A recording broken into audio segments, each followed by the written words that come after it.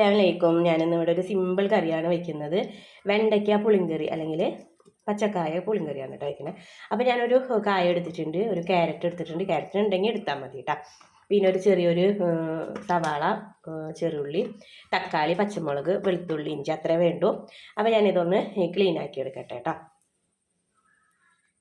അപ്പോൾ ഞാനിവിടെ എല്ലാം അരിഞ്ഞ് വെച്ചിട്ടുണ്ട്, കൊണ്ടുവന്നിട്ടുണ്ട്. അപ്പോൾ അതുപോലെ തന്നെ ഒരു കലം വെച്ചിട്ടുണ്ട് കേട്ടോ. അപ്പോൾ അതിലോട്ട് നമുക്ക് വെളിച്ചെണ്ണ ഒഴിച്ച് കൊടുക്കാം. ആവശ്യത്തിനുള്ള വെളിച്ചെണ്ണ ഒഴിച്ച് കൊടുക്കാം.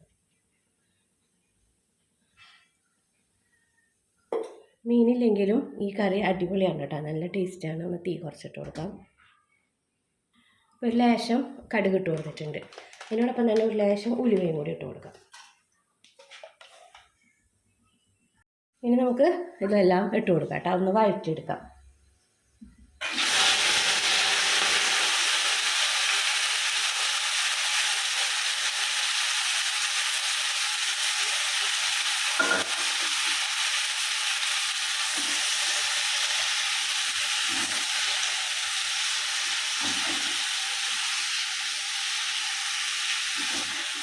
എല്ലാം ഇതിൽ കിടന്ന് വെളിച്ചെണ്ണയിൽ കിടന്ന് ഒന്ന് റോസ്റ്റ് ആയിട്ട് വരച്ചേട്ടാ.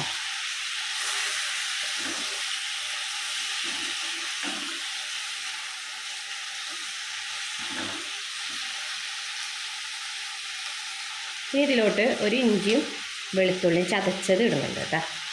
അതും കൂടി കിടന്ന് റോസ്റ്റ് ആവട്ടെ.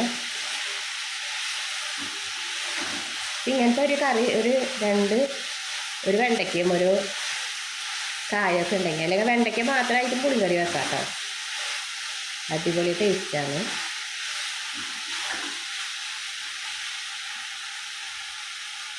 ഇപ്പോൾ നല്ലപോലെ ഒന്ന് റോസ്റ്റ് ചെയ്ത് വന്നിട്ടുണ്ട്.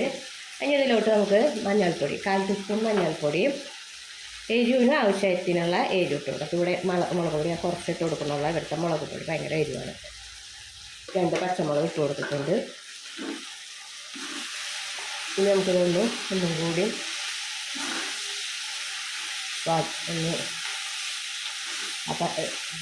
പൊടികളുടെ പച്ചമുളക് മാറുന്ന വരെ ഒന്നും കൂടി ഒന്ന് റോസ്റ്റ് ആക്കി കൊടുക്കാം. അപ്പോൾ ഇതിലോട്ട് നാളികേരം അരയ്ക്കുന്നവർക്ക് നാളികേരം അരച്ചെടുക്കാത്ത. എനിക്ക് നാളികേരം അരയ്ക്കണത് ഇഷ്ടമില്ല. ഇങ്ങനെ ഒരു പുളിങ്കറി വെച്ച് വെക്കാനാണ് എനിക്കിഷ്ടം. അത് നല്ലൊരു ചൊടി ഉണ്ടാവും. അപ്പോൾ അതിനാണ് ഞാൻ ഇങ്ങനെ വെക്കുന്നത്.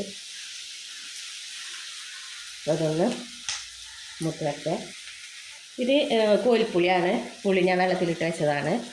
ആ വെള്ളം നമുക്ക് ഇതിൽ ഒഴിച്ച് കൊടുക്കാം. അപ്പോൾ തക്കാളി ഇട്ട കാരണം കുറച്ച് പുളി വെള്ളം ഒഴിച്ചാൽ മതി. ആവശ്യത്തിനുള്ള പുളി വെള്ളം ഒഴിച്ച് കൊടുത്താൽ മതി.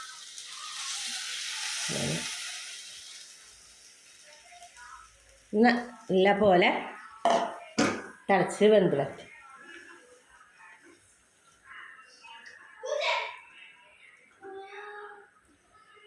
നല്ല പോലെ വെന്ത് വരട്ടെ. അപ്പോൾ ഈ കുറച്ചും കൂടിയും വെള്ളം ഒഴിച്ച് കൊടുക്കാം, അല്ലെങ്കിൽ ഒന്ന് വെന്ത് വറ്റി വരുമ്പോൾ ചാറുണ്ടാവില്ല. അപ്പോൾ ഇതുപോലെ ഒരു നല്ല സിമ്പിൾ കറി കേട്ടോ. ഉപ്പിട്ട് കൊടുത്തിട്ടില്ല, ഉപ്പും കൂടിയും ഇട്ട് കൊടുക്കാം.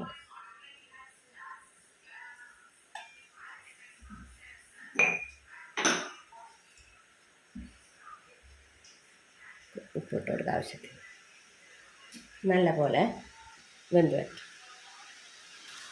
ഞാനപ്പോൾ ഇടയ്ക്ക് വന്ന് നോക്കണുണ്ട് കേട്ടോ. അപ്പോൾ വറ്റിയിട്ടൊന്നുമില്ല, വെന്തിട്ടൊക്കെ ഉണ്ട്. ഉപ്പും പുളിയൊക്കെ നല്ല ഇതായി വന്നിട്ടുണ്ട് കേട്ടോ. ഒന്നുകൂടി വറ്റാനുണ്ട്. വറ്റേൻ്റെ ശേഷം നോക്കാം. അപ്പോൾ ഇതുപോലുള്ള സിമ്പിൾ വീഡിയോസൊക്കെ ചാനലിലുണ്ട്.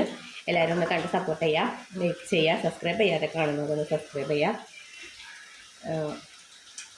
പറ്റുകയാണെങ്കിൽ മറ്റുള്ളവർക്കൊക്കെ ഒന്ന് ഷെയർ ചെയ്ത് സപ്പോർട്ട് ചെയ്യണേ. ഇത് നല്ലപോലെ വറ്റി വരട്ടെ. കറി ഇവിടെ റെഡി വന്നിട്ടുണ്ട്. നല്ലപോലെ വറ്റി കുറുകി വെന്തൊക്കെ വന്നിട്ടുണ്ട് കേട്ടോ. കണ്ടാൽ അറിയാൻ പറ്റും കായൊക്കെ. അപ്പോൾ അടിപൊളി ടേസ്റ്റാണ് കേട്ടോ. അപ്പോൾ ഇനി ഇതിലോട്ട് കുറച്ച് വെളിച്ചെണ്ണ, പച്ച വെളിച്ചെണ്ണ ഒഴിച്ച് മൂടി വയ്ക്കാം. ഇനി ഇതിൽ നാളികേരം അരച്ച് കാച്ചൊഴിക്കണമെങ്കിൽ അങ്ങനെയും ചെയ്യാം കേട്ടോ. ഞാൻ നാളികേരം ഒഴിക്കുന്നില്ല, ഞാൻ വെളിച്ചെണ്ണയാണ് ഒഴിച്ച് കൊടുക്കുന്നത് കേട്ടോ. കുറച്ച് ഒഴിച്ചാൽ മതി. നമ്മൾ വെളിച്ചെണ്ണയിലാണല്ലോ ഉണ്ടാക്കിയേക്കാം. ഇത് മൂടി വെക്കാം. അപ്പോൾ നല്ലൊരു കറി ഇവിടെ റെഡി ആയിട്ടുണ്ട്. ഇത് കഞ്ഞിക്കാണെങ്കിലും സൈഡായിട്ട് കഴിക്കാനും ഒക്കെ നല്ലതാണ്. ഒരു മീൻ കറി ഒന്നും ഇല്ലാന്നുണ്ടെങ്കിൽ ഇങ്ങനെ ഒരു കറി വെച്ചാൽ നല്ല ടേസ്റ്റി ആയിട്ടുള്ള നല്ലൊരു കറിയാണ് കേട്ടോ. അപ്പോൾ ഇതുപോലുള്ള വീഡിയോസ് വീണ്ടും വരാം. അസ്സലാമു അലൈക്കും.